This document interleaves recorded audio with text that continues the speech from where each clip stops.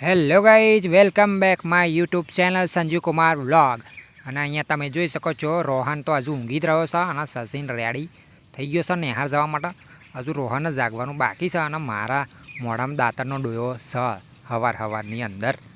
તો મિત્રો અહીંયા તમે જોઈ શકો છો ચાદરું તૂટીને ભોય આવી ગયું. રોહન ઉઠીને ચા પીવા તો આવ્યો હતો પણ ચાદરું તૂટી ગયું. બધું રમણ ભમણ બધું જો તો કચરો મય પેલા ડેગડાની અંદર પણ ભરાઈ ગયો. હા, અને બધું તૂટીને ભોંય આવી ગયું. ચૂલોય પણ ભરાઈ ગયું ને બધું એવું થઈ ગયું.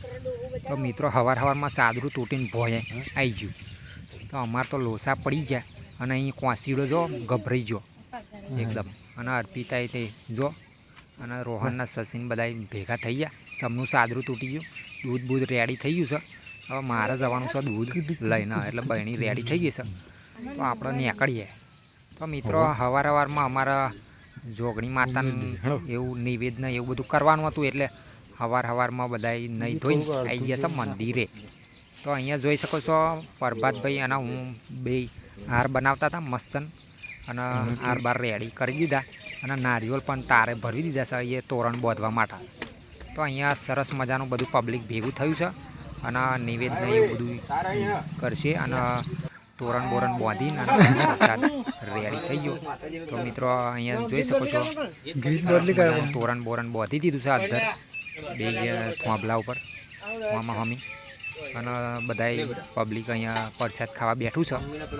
તો મિત્રો અનિલભાઈ પણ અહીં છે અને ઘણું બધું પબ્લિક છે મિત્રો. તો તમે જોઈ શકો છો ધજા પણ ઉપર ચડાવી દીધી છે અને તોરણ પણ બાંધાઈ ગયું છે અને બધા પબ્લિક વિડીયો બનાવે છે. કારણ કે આ વર્ષે એક દિવસ ઉજવણી હોય છે માતાજીની અને બરિયા બાપની. જોકે બરિયા બાપનું મંદિર છે અહીંયા આગળ સીન ઉતારવા ગયા નહોતા, કારણ કે અહીંયા મંદિરે હારને તોરણને એવું બધું બનાવવાનું હતું, એટલે અહીંના જ રોકાઈ ગયા હતા. અંધારું પબ્લિક વસૂલું પડી ગયું ધીમે ધીમે. એટલે સવારમાં બધું જય માતાજી મિત્રો બધાને. અને આજના વ્લોગમાં સરસ મજાનું સીન અને ઘર કામકાજ કેવું ચાલે છે એ બધું જોવા મળશે મિત્રો. સાદા કેમેરો. તો મિત્રો ઘરે આવ્યા તો અહીંયા ખાડો મોટો ડાઈન્ટ કરી નાખ્યો છે. જોકે જોડે એક ભાઈ હતો એમના ત્યાં આગળ ખાડો કર્યો હતો, એટલે આ જાજરા બાથરૂમનો ખાડો કરે છે અને પબ્લિક અહીં ભેગી થઈ છે ખાડો કરવા માટે. તો ઘણી બધી માટી બહાર કાઢી નાખી છે, મતલબ 5-7 ફૂટ જેવું ખાડો થઈ ગયો છે એ તમે જોઈ શકો છો. અને અહીંયા જોઈ રહ્યા છે બધા કે કેવી રીતના ખાડો થાય. તો મિત્રો અહીંયા અર્પિતા લેપવાનું ચાલુ કરી દીધું છે. અહીંયા માતાજીની ઉજવણી પતી એટલે મતલબ નિવેદ એવું બધું પત્યું એટલે પછી ઘેર કામકાજ ચાલુ કરી દીધું છે, લેપવાનું કામકાજ. એટલે હવે સાપરું નવું નકોર દેખાશે આપણું. અને અહીંયા બેઠા છે આપણો અને અર્પિતા લેપવાનું કામ ચાલુ કરેલું છે. તો આખો દાડો સમનું જવાનું છે એ આપણે જોઈએ હવે, કારણ કે મને લાગે છે આ લેપવામાં આખો દાડો કાઢી નાખશે અર્પિતા એવું લાગે છે. એટલે આપણે કામકાજ છે કે બધું સાફ સફાઈ કરવાની છે, એટલે બધું આગળ પાછું એવું બધું કરવાનું છે. તો મિત્રો અહીંયા પાણી ચાલુ થઈ ગયું એટલે અર્પિતા લેપવાનું પડી મેળીને અને લુગડા ધોવા બેસી ગયા. અને અહીંયા જોઈ શકો છો બિલાડી હંતાઈ ગોળ ફરે છે અને બધું સામાન બહાર કાઢી નાખ્યો છે, પીપલાન એવું બધું. અને માટલાન બાટલા બધું બહાર કાઢી નાખ્યું છે, ખાટલો ને બાટલો બધું. કારણ કે લેપવાનું કામકાજ ચાલુ હોય એટલે બધું બહાર કાઢવું પડે સાફ સફાઈ માટે, એટલે બધું સામાન બહાર કાઢ્યો છે.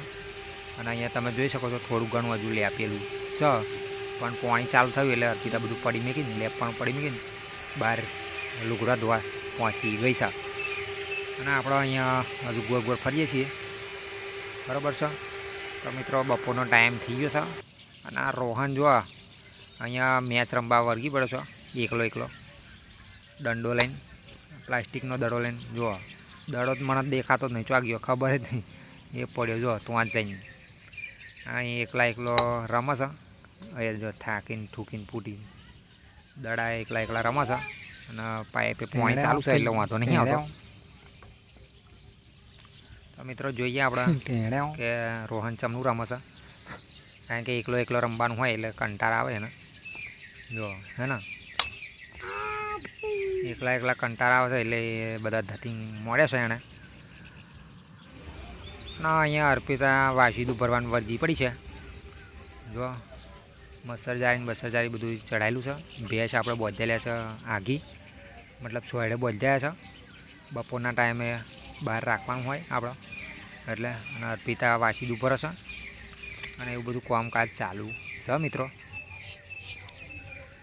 જોકે મચ્છર જારી નેચી આવી ગઈ છે ઉપર. બિલાડીઓ બધું કૂદશે એટલે छाता ले लिया अगर मेरे को काला हो जाता।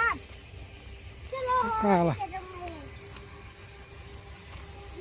કાળા થઈ જાય. રોહન તાપમાં કારો થઈ જાય એટલે છત્રી લઈને આવ્યો છે, કારણ કે તાપ બહુ પડે છે એટલે છત્રી લઈને નીકળ્યો છે. અને દડો એવું રમે છે, જો તો એ ચમનું છત્રી ઉપર દડો નાખે છે, આમ નાખે છે, કેચ કરે છે, છત્રી વચ્ચે કેચ કરે છે ને એવું બધું કામકાજ કરે છે. मेरा बैटिंग आ गया है। તો મિત્રો અહીંયા તાપ બહુ છે એટલે રોહન છત્રું લઈને ફરે છે.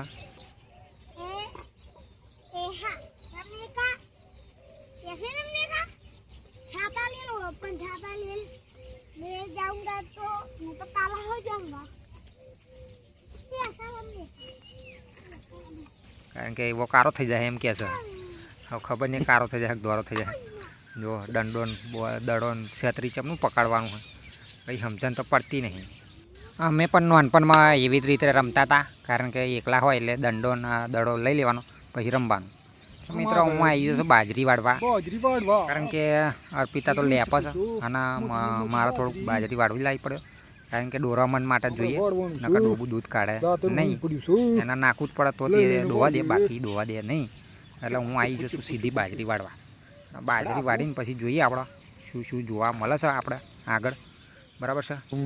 અહીંયા સુલીન બુલી બધા કાતરા પાડવા વળગી પડ્યા છે. કાતરો પડ્યો જોઈ શકો છો. અહીંયા દેવાંગ ઉપર ચડ્યો છો કાતરા કાઢવા, અને કોથરી ભરેલી છે એ બધા વેચવાના, બરાબર. સુલી પણ હોમાં મારા માર મળી છે, જુઓ તો ટીપ આવ્યું છે એવું લાગે છે મને.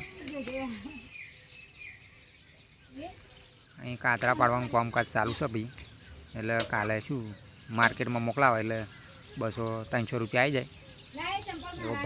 જેવો ભાવ હોય એવો આવે, બરાબર છે. તો મિત્રો વિડીયો ઘણો બધો લાંબો થઈ ગયો છે.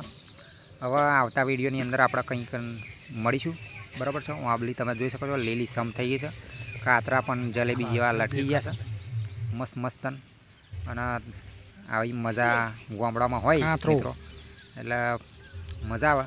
તો મિત્રો આવતા વિડીયોની અંદર આપણે મળીએ એક નવા બ્લોગની અંદર, મતલબ કાલે મળીએ. અત્યારે બધાને જય માતાજી. અહીં ઘણા બધો વિડીયો લાંબો થઈ ગયો છે એટલા માટે, બરાબર છે. તો આવતીકાલે મળીએ. બધાને જય માતાજી.